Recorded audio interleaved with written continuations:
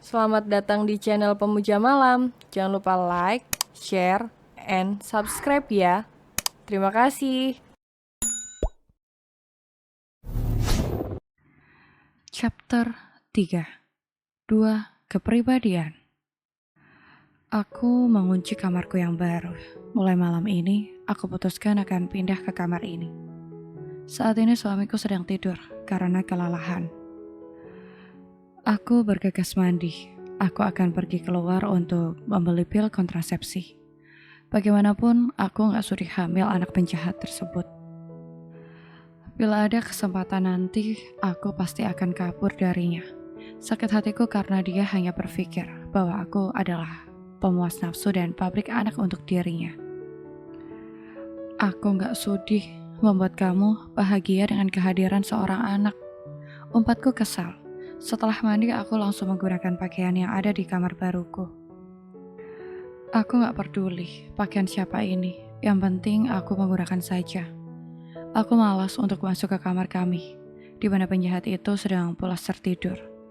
Karena kelelahan setelah menghukumku dengan brutal. Dasar memang penjahat. Aku meminta tolong kepada supir suamiku untuk mengantarku ke apotek. Aku harus segera membeli pil kontrasepsi. Aku gak boleh terlambat. Aku gak mau kalau aku sampai hamil anaknya. Tidak akan pernah sudi. Walaupun dia om-om yang tampan, tapi kelakuan dia tidak tampan sama sekali. Aku benci dengan dia. Berani-beraninya dia mau menjadikan aku sebagai pabrik anak buat dia.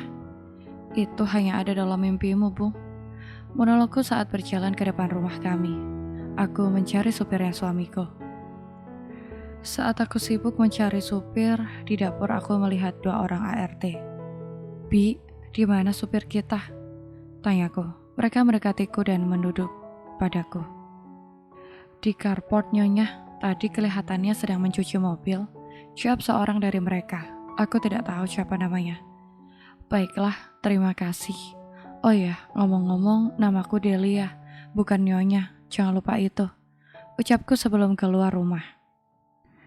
Di carport aku lihat seorang pria tanggung. Dari umurnya mungkin sekitar 28 tahun.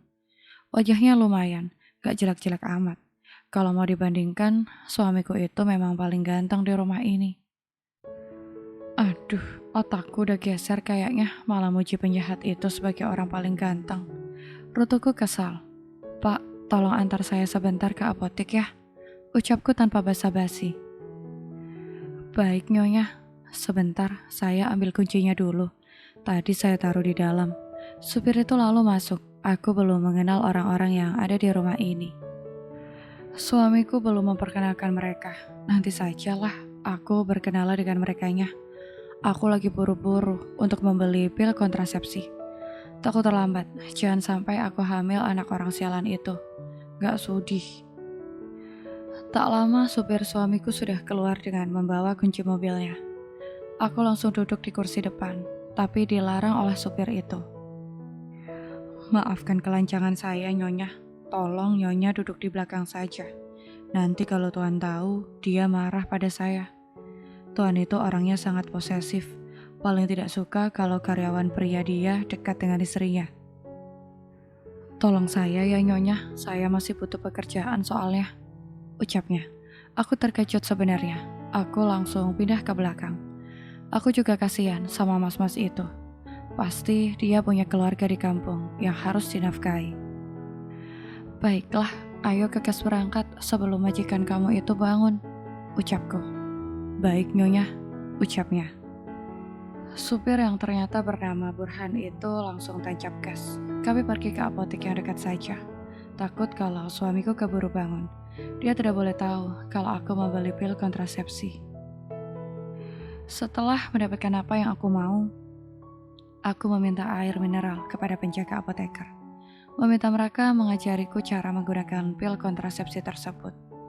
Aku gak paham soalnya.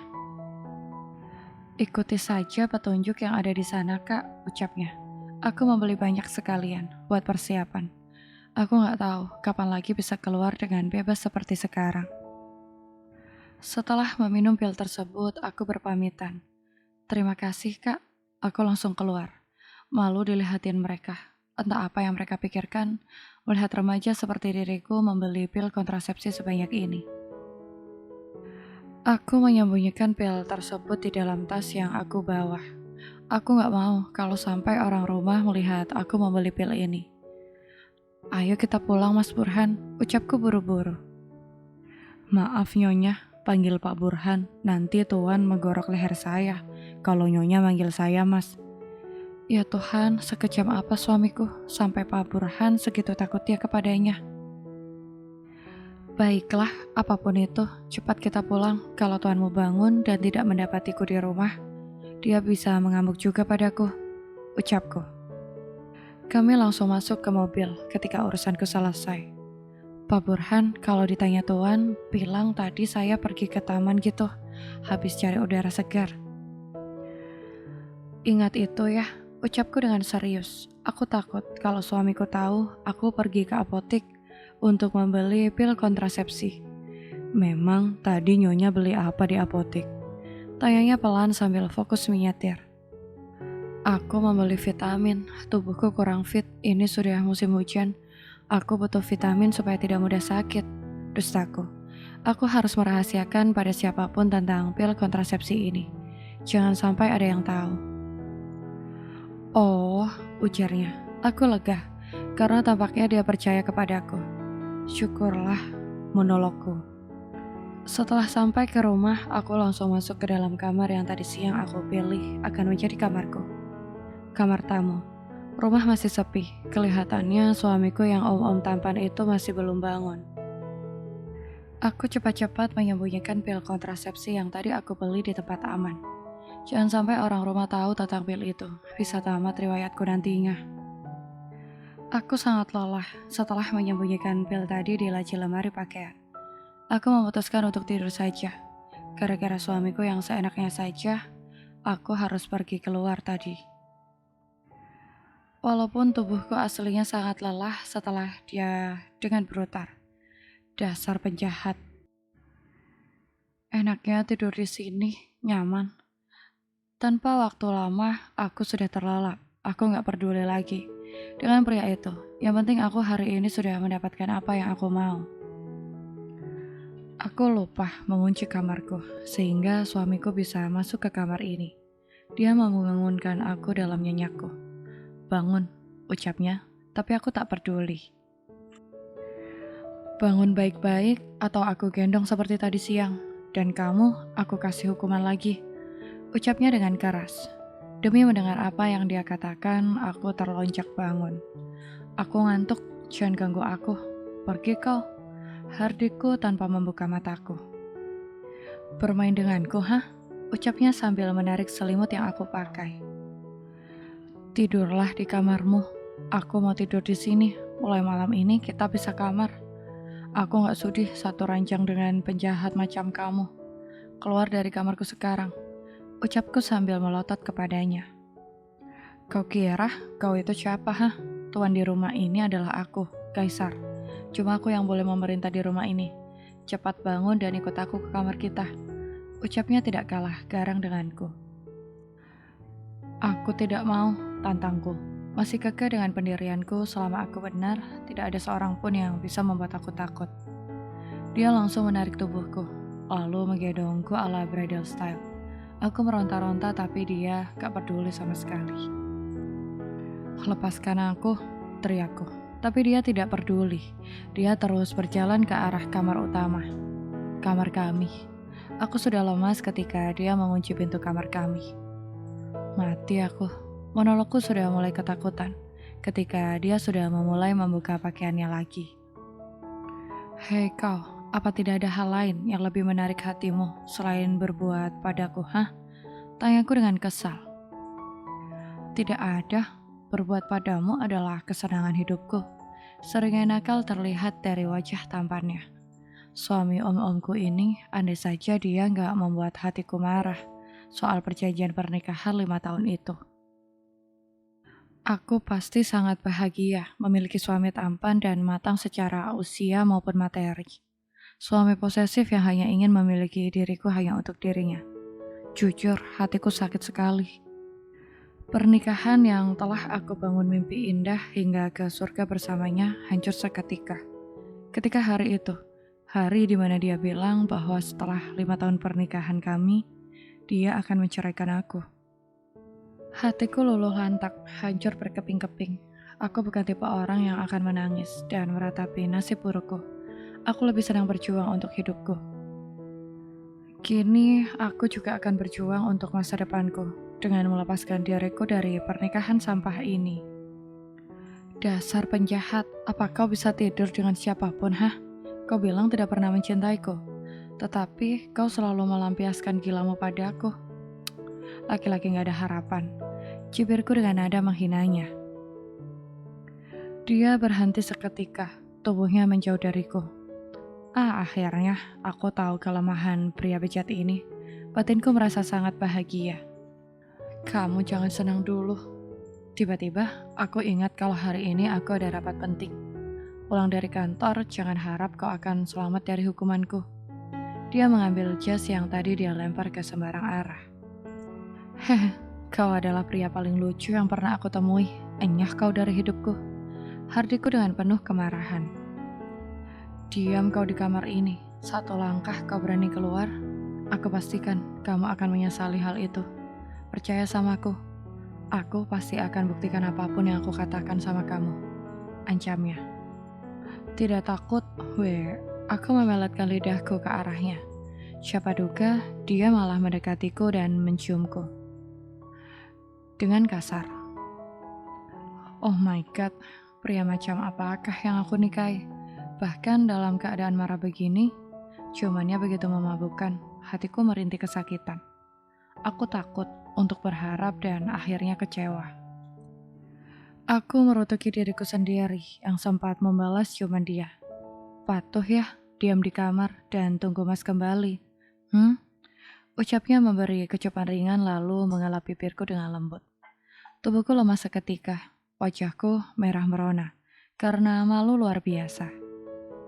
Delia bodoh, kenapa kamu malah menikmati penjahat satu itu? Tidak ada habisnya aku merutuki diriku sendiri. Mas pergi dulu, ada klien dari Jepang yang minta bertemu hari ini. Patuh ya, jangan bikin mas cemas, oke? Tanyanya lagi dengan menatapku. Tanyanya lagi, masih menunggu jawaban dariku. Tanpa aba-aba kepalaku mengangguk-angguk, persis kayak ayam notoki beras. Otak dan tubuhku sudah tidak sejalan lagi. Anak baik, mas pergi dulu. Sekali lagi dia mencium keningku dengan lembut. Aku terpaku dalam diam. Tubuhku membeku seketika. Apakah dia memiliki dua kepribadian? Yang satu penjahat yang kejam dan menakutkan, kepribadian lainnya sangat lembut dan menggemaskan. Monologku saat suamiku sudah keluar dari kamar. Kaisar bergegas keluar dari kamar saat mendengar apa yang Delia katakan. Hatinya seperti tercubit. Istrinya benar. Kaisar mengatakan bahwa Kaisar tidak mencintai Delia. Tapi kenapa Kaisar selalu ingin dekat dengannya? Rasanya sangat tersiksa apabila tidak melihat Delia sebentar saja. Tadi saat Kaisar terbangun dari tidurnya, Kaisar sangat panik ketika tidak menemukan Delia dimanapun. Kaisar sangat ketakutan kalau Delia kabur dan menghilang dari hidupnya. Hati Kaisar tiba-tiba sangat sakit ketika istri kecilnya mengusirnya dari kamar tamu. Dia bilang ingin pisah kamar dengannya. Oh Tuhanku, bagaimana aku bisa tidur kalau dia tidak ada di sampingku? Baru membayangkan hal tersebut saja sudah membuat Kaisar gila. Dengan hati terluka, Kaisar menggotong Delia ke kamar mereka. Kaisar benar-benar tidak mau Delia jauh darinya. Apa aku telah jatuh cinta kepada istriku? Hati Kaisar galau sekali. Lihat awal, Kaisar menikahi Delia hanya karena menginginkan seorang pewaris bagi perusahaan keluarga yang saat ini dalam kepemimpinan Kaisar. Sofia, kekasih Kaisar, tidak ingin mengandung karena takut badannya jadi jelek. Saat ini dia sedang kuliah di Amsterdam, mengambil program doktor. Kekasih yang Kaisar cintai adalah seorang wanita yang hebat dan berkelas. Sofia selalu membuat hidup Kaisar bersemangat, dan dia seorang kurator seni. Di Amsterdam, dia memiliki sebuah museum dan memiliki ratusan koleksi lukisan-lukisan berharga fantastis. Sofia masih termasuk keturunan bangsawan di Amsterdam. Kaisar bertemu Sofia saat melanjutkan kuliah di sana. Sofia meminta waktu 5 tahun untuk menikah dengannya. Sementara mengingat usia Kaisar yang sudah tak muda lagi, 35 tahun, Kaisar merindukan suara bayi di istananya. Kalau Kaisar menikahi Sofia pun, mimpi tersebut tidak akan pernah terkabul. Sofia membenci hamil dan menyusui. Dia lebih mencintai tubuhnya daripada seorang bayi. Saat itu Kaisar bertemu dengan ayahnya Delia. Dia datang ke perusahaannya, mengajukan investasi untuk perusahaannya yang sedang pailit karena hutang dan pelanggaran kontrak oleh klien mereka. Sehingga perusahaan mengalami kerugian yang sangat besar. Ayah Delia dalam keadaan putus asa, sehingga menerbitkan ide gila dalam hati Kaisar. Kaisar mau berinvestasi asal ayah Delia mau menikahkan Kaisar dengan putrinya. Selama sebulan, Kaisar menunggu jawaban. Hari ketika ayah Delia menyetujui permintaan Kaisar adalah hari paling bersejarah dalam hidup Kaisar. Menikah dan mempunyai anak adalah impian yang akan segera menjadi kenyataan dalam hidup Kaisar. Kaisar sungguh sangat bahagia dan tidak sabar dengan hari besar dalam hidupnya. Tibalah hari pernikahan saat sedang menunggu penghulu. Ada seorang gadis yang masuk dengan wajah herannya. Dia menatap sekilas, tapi hati Kaisar berdebar-debar seketika. Kaisar terus mengamati gadis itu, bertanya-tanya dalam hati, siapa dia? Sampai saat waktu ijab kabul tiba, Kaisar mendapatkan kenyataan bahwa gadis tadilah ternyata yang akan menikah dengannya. Hati Kaisar sangat bahagia, gadis yang sangat murni dan cantik. Wajah polos dan cerianya telah mengunci hati Kaisar dalam hitungan detik. Bersambung.